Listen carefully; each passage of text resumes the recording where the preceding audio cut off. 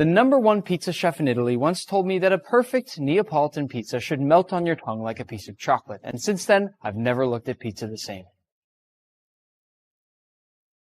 What is Neapolitan pizza? A true Neapolitan-style pizza cooks insanely fast in a super hot oven, which gives it a soft, tender center and a puffy, blistered crust with very simple, fresh toppings. The name comes from Naples, Italy, where it was invented, which is actually very close to where my family in Italy came from. So technically, I was invented there too. Everything starts with a good dough, and we begin this dough by adding some water to a bowl, along with some salt, and then simply mix with your hand to dissolve the salt as best you can. Next, we add in just a little bit of flour, and I'm not just using any flour. When I asked the #1 and #2 pizza chefs in the entire world their advice before putting this recipe together, they both told me to use this flour from Naples. Once again, get in there with your hand and mix until you get a milky mixture. Your job here is to mix until no clumps of flour remain. Now, we'll go ahead and add our yeast, and once again, I'm going to use my hands to help that yeast melt into the mixture. This is one of the things I love about Italian cooking. You always seem to get your hands dirty no matter what you're making. While we keep mixing with this hand, we're going to start to incorporate our flour. One handful at a time, go ahead and drop that flour in and continue mixing. You're just going to repeat this process until you've added all that flour in, and you'll see that as you do it, that dough is going to slowly come together. This step here is a really fun part of making pizza dough, because you can gradually feel that texture starting to change as you continue to add and mix. Later in this episode, I'm also going to tell you about a secret ingredient I learned from the #1 pizza chef in the world that I never would have guessed, and I promise none of you ever would either. Once your flour gets low, go ahead and toss the rest in, and just finish working all that dough together, constantly scraping down the sides of your bowl and making sure to incorporate all that flour. It may look like not all that flour is going to get soaked up by the dough, but just do your best to continue working it, and I promise that eventually it should all come together. Make sure you also rub off any of that excess dough that may be stuck to your fingers, because you really want to make sure to include every last little bit. Once your dough looks something like this, go ahead and just fold it over like this so you create some kind of seam on the bottom. Do your best to shape it into a ball and place that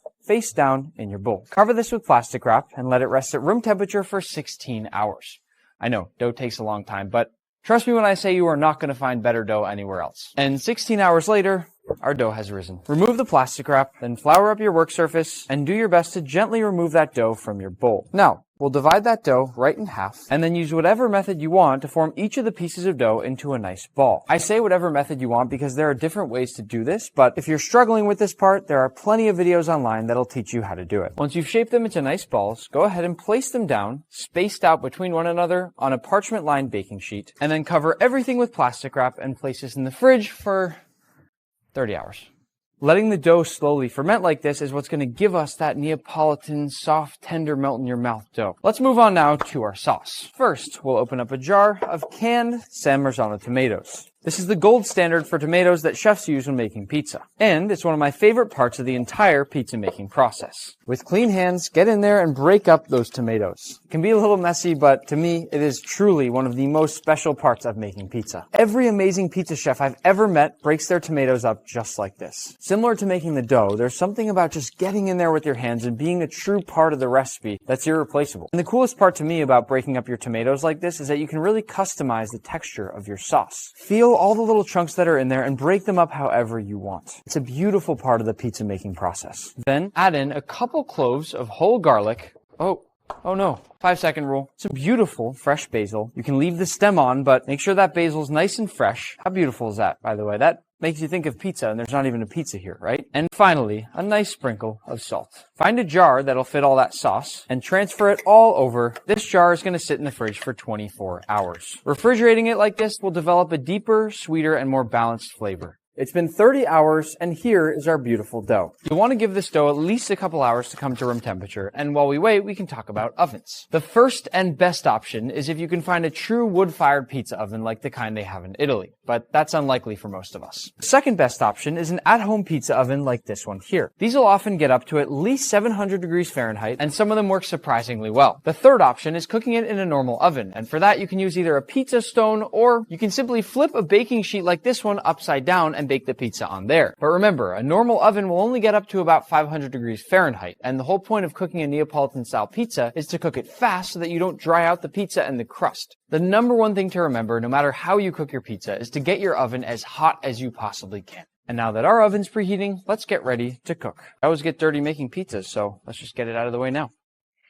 Here we go. Now I won't feel bad. Whenever I am shaping dough, I like a clean work surface, so get everything nice and neat. About a week ago, I was eating at the #2 pizza restaurant in the world, which happens to be in Tokyo, Japan, and I saw the chef shaping his dough with lots of flour. And it made so much sense because you can't really put too much flour into your dough as long as you work with it the right way. The best part about shaping Neapolitan-style crust is how easy it is to work with. With the right technique, you barely even have to touch it, and in just a few moments, you'll have a beautifully shaped pizza crust like this one here. In studying Neapolitan pizza, I've also noticed that most of them are quite small, and they also have this very large and disproportionate airy crust that'll puff up a lot more in the oven. The way we cook these is very interesting. We're going to start by putting a few ice chips on the dough, and that'll allow us to do a first cook where we slow down how fast the top of the pizza crust cooks while the bottom fully sets. I know it looks a little weird, and we wouldn't do this with a normal dough, but trust the process. As always with making a pizza, I like to constantly slide it on the peel to make sure nothing's stuck, and then we toss it carefully into the oven. Make sure to get that oven closed as quickly as you can. If you watch carefully here, you'll see that crust puff up very, very quickly. And remember, a real Neapolitan-style pizza will cook fully in just 90 seconds. So even though we're cooking at a lower temperature here, everything's still going to happen really fast. This first pizza is our test pizza. Watch it carefully, study it, and make sure you know exactly what's happening so that you can know how to make the second one later. As you can see, some of that crust is poking up a little bit higher than I might want, but we can fix that for next time. Eventually, when all that water has evaporated, go ahead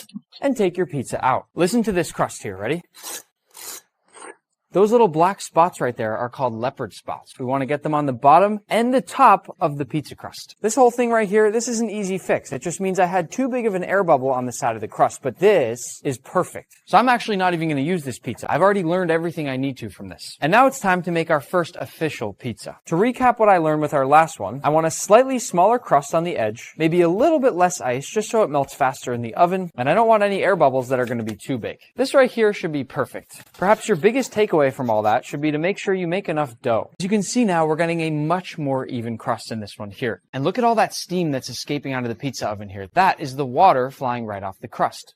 Here we are. That screams Neapolitan crust. Now we just have to turn it into an actual pizza. Let's bring in all of our toppings. We have endless possibilities here, but I'm going to share with you my 4 best pizza recipes, starting with the classic margherita. All we do is start with some of that amazing tomato sauce. The smell and, more importantly, taste of this after you let it sit in the fridge for that long, we'll go down across the pizza with some of that sauce. Not too much because it's quite watery. Once that's all spread out, we'll add a few optional extra pieces of basil, as well as some mozzarella cheese. One thing I learned from watching the best pizza chefs in the world is that they don't actually use that much cheese. In fact, they don't really use much of any ingredients. That's what makes this kind of pizza so good, is that they keep it simple. And the final thing that makes you know it's a Neapolitan-style pizza is a little drizzle of olive oil right over the top. And that's it. Back into the oven we go to finish it up. Watch carefully now. Everything's going to start to bubble and blend all together. And the reason we didn't cook the tomato sauce earlier is that all the cooking happens in here. It doesn't need much.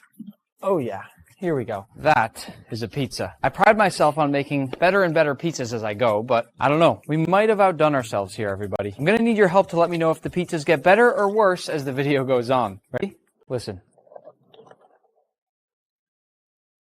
It's hard to pick which slice. Woo. The first thing I always notice about a slice of Neapolitan pizza is how light it is. Most people would wait to bite this, but I've eaten so many hot things at this point in my life that I can't really get burnt anymore, so.